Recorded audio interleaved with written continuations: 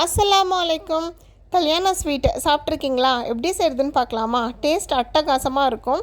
இதுக்கு நான் சம்பா கோதுமை ரவை எடுத்திருக்கேன். 1 கிளாஸ் அளவு ரவை வந்து நல்லா வாஷ் பண்ணிவிட்டு குக்கரில் சேர்த்துக்கோங்க. 1 கிளாஸ்க்கு 3 கிளாஸ் அளவு தண்ணி சேர்த்து ஒரு பிஞ்சு சால்ட்டு சேர்த்து ஒரு 4 விசில் போல் வச்சு எடுத்துக்கோங்க.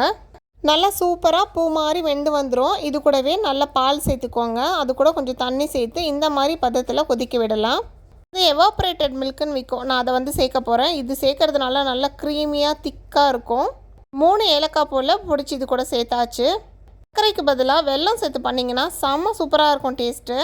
வெல்லத்தை வடிகட்டி இது கூட சேர்த்துக்கோங்க. அப்படியே 2 நிமிஷம் கொதிக்க விட்டுட்டு அப்படியே நம்ம நெய் சேர்த்து தாளிச்சிடலாம். நெய், அப்புறம் முந்திரி பருப்பு, பாதாம், கிஸ்மிஸ் பழம் எல்லாமே சேர்த்து சூப்பராக தாளித்து அது கூட சேர்த்துக்க வேண்டியது தான்.